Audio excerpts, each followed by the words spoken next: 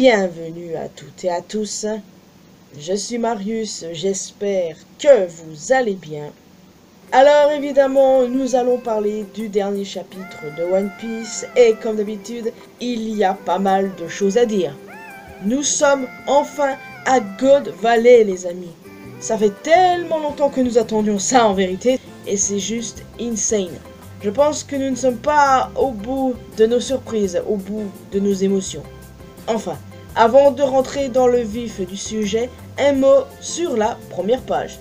Et c'est très surprenant car nous sommes toujours dans les mini-aventures de Yamato, ce dernier observant le sanctuaire érigé en l'honneur d'Oden qui domine la capitale des fleurs. Bon, ça finit quand du coup? Parce que là, je ne vois pas ce que Yamato pourrait faire de plus, hein. Enfin, à chaque fois que je dis que c'est fini, finalement c'est pas le cas. Il s'avère que plusieurs autres membres du clan Davy résidaient à God Valley en plus de Teach, comme sous-entendu par Xebec dans le chapitre précédent. Une fois présentés aux nobles mondiaux, ils se mirent tous à les insulter, les accusant même d'être des boucaniers. Et ça, ce n'est pas totalement déconnant quand on y pense, surtout que le légendaire Barbe Noire était un boucanier renommé, un pirate des îles si vous voulez. En fait, tous les indices étaient là depuis le début. Donc, Teach, comme Kuma, serait un boucanier. Et ce qui expliquerait du coup les propos de Saturne à Egghead. En vrai, ça se tient. Nous pouvons voir un membre du clan Davy avec ce qui semble être un chapeau de paille. Et ça, c'est intéressant. Le chapeau de paille à Marie-Joise est de la taille d'un boucanier, plus Joy Boy semble trop grand à côté d'Emmet pour être un humain. Vous voyez où je veux en venir, non? Est-ce que Joy Boy pourrait être Davy Jones? Honnêtement, j'y crois de plus en plus. Et si vous n'avez toujours pas vu ma vidéo à ce sujet, allez jeter un œil. Le gouvernement mondial a peut-être effacé tout ce qui était lié à Joy Boy. La tribu des boucaniers a été poussée vers l'extinction, le clan Davy a été effacé de l'histoire et le fruit de Nika a été renommé pour être effacé. Tout ceci n'est clairement pas un hasard selon moi. Donc le fait que Joy Boy et Davy Jones pourraient être une seule et même personne, je vous avouerai que j'ai envie d'y croire.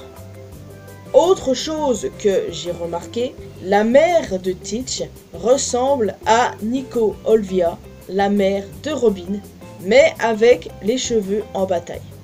Oui, je sais que la plupart des femmes dans One Piece se ressemblent plus ou moins, mais ici, la ressemblance est assez troublante, je dois l'admettre.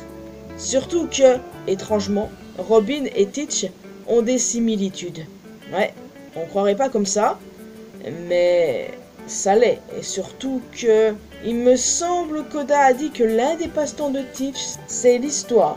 Comme Robin du coup. Dragon jure à la mère de Shanks et Shamrock de sauver ses fils avant qu'elle ne meure suite à ses blessures. Dragon a aussi sauvé Iwankov et Kuma d'un dragon céleste.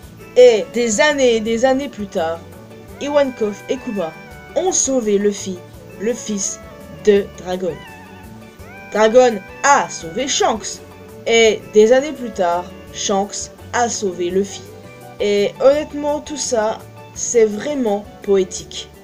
Donc, en résumé, Dragon, quand il était jeune, a tiré sur un dragon céleste, a enlevé, va-t-on dire, les enfants d'un chevalier divin, des années plus tard, déclenché des révolutions, épuisé les ressources des nobles mondiaux et attaque peut-être actuellement Marie-Joise. Il est à la hauteur de son titre de pire criminel du monde. Arrêtez de sous-estimer Monkey D. Dragon, les amis.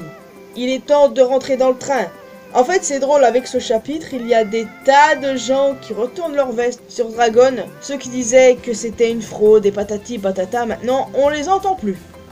D'ailleurs, j'y pense, j'aimerais beaucoup un face-à-face entre Dragon et Shamrock à Marie-Joise, vu que Shamrock a été rappelé là-bas, je le rappelle. Dragon face à l'enfant qu'il n'a pas pu sauver, j'avoue que ce serait pas mal. Oda veut nous choquer en montrant davantage la cruauté des dragons célestes. Des enfants, des bébés, déjà rien que cette scène avec les parents et leurs bébés, 3 bang bang, qui montre clairement qu'ils ont été tous les 3 assassinés, ça me rend furieuse. Non mais sérieusement, tuez-les bordel, tuez-les tous, tuez ces dragons célestes de merde. Qu'est-ce que j'aimerais qu'ils crèvent tous à la fin du manga. Non mais je vous jure, ces êtres sont absolument horribles. Genre, on savait que c'était des merdes de base, mais plus ça passe, plus on les déteste, vous voyez ce que je veux dire? Ils sont répugnants. Il n'y a aucune rédemption pour ce genre de créatures ignobles. Aucune. D'autres chevaliers divins, en plus de Garling et Somers, ont fait leur apparition. Déjà, la femme de la famille Manmeyer, armée d'un fusil et coiffée d'une casquette style Gavroche, présentée pour la première fois dans le chapitre 1096.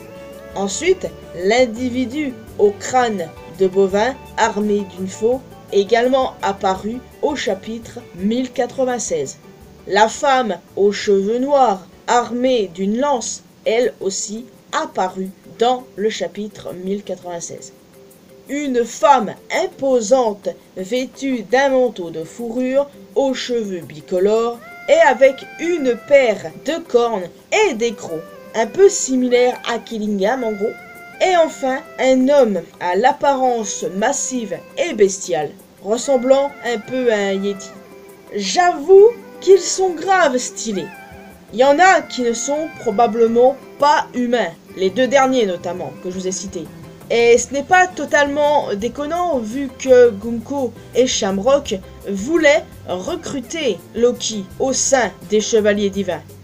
Enfin, toujours est-il que tous les acteurs principaux de God Valley sont là. Les Pirates Rocks, l'équipage de Roger, les Chevaliers Divins, ainsi que Garp et sa flotte. God Valley, mesdames et messieurs, enfin, tous, à l'exception de Garp bien sûr, veulent sauver et ou revendiquer Shaki, la Hélène de Troie de God Valley. Comment je suis trop excité par la suite, bordel. On est en plein dedans, on est à God Valley, c'est incroyable. Ah, j'arrive pas à y croire, j'ai tellement hâte de voir la suite, ce qui va se passer avec Dragon. Clairement une confrontation avec Garling. Je pense, parce que il va clairement sauver Shanks, mais pas Shamrock, donc qu'est-ce qui va clocher en fait? Il va probablement cacher Shanks dans un premier temps et va échouer avec Shamrock qui sera repris par son père. Enfin, hâte de voir le déroulé de ces événements, mais en tout cas, c'est absolument incroyable ce qui se passe. Et j'aimerais bien personnellement un face-à-face entre Dragon et Garp pour le coup, parce qu'on n'en a jamais eu. Le père et le fils qui se font face, honnêtement, j'espère que ça arrivera. Enfin, pas de chapitre cette semaine les amis, il va falloir attendre. Ma hype est plus 1000, je vous le dis tout de suite. Il va se passer tellement de trucs. Et puis je me demande aussi comment et dans quelles circonstances Xebec va mourir. Ouais, il y a vraiment pas mal de questions à se poser. Et la hype est clairement à son maximum. Enfin, je vais vous laisser ici en tout cas les amis. J'espère que vous avez apprécié cette vidéo. Alors n'hésitez pas à me faire part de vos propres théories sur ce chapitre. Qu'est-ce que vous en avez pensé d'ailleurs? Est-ce que vous êtes hype par la suite? Est-ce que vous pensez également que Teach est un boucanier? Ce qui pourrait expliquer pas mal de choses. Que pensez-vous du design des nouveaux chevaliers divins? Si vous êtes devenus des fans de Dragon ou si vous l'avez toujours été au choix, parce que comme je l'ai dit, j'ai remarqué que beaucoup de personnes traitaient Dragon de fraude parce qu'il n'agissait pas, etc., qu'il n'avait pas sauvé Ginny. Enfin, il faudra que je fasse un jour une vidéo sur Dragon pour expliquer pas mal de choses concernant le personnage, pourquoi il n'a pas agi ici, pourquoi il n'a pas agi là, enfin voilà. Donc voilà, en plus d'un commentaire, n'hésitez pas à laisser un petit pouce bleu, ça fait toujours plaisir. Vous pouvez me retrouver sur mes réseaux sociaux, les liens sont bien évidemment dans la description. Et le plus important, abonnez-vous à cette chaîne ainsi qu'à ma chaîne secondaire pour qu'on puisse se retrouver dans une prochaine vidéo. Et n'oubliez pas d'activer la cloche notification bien sûr. Bye bye.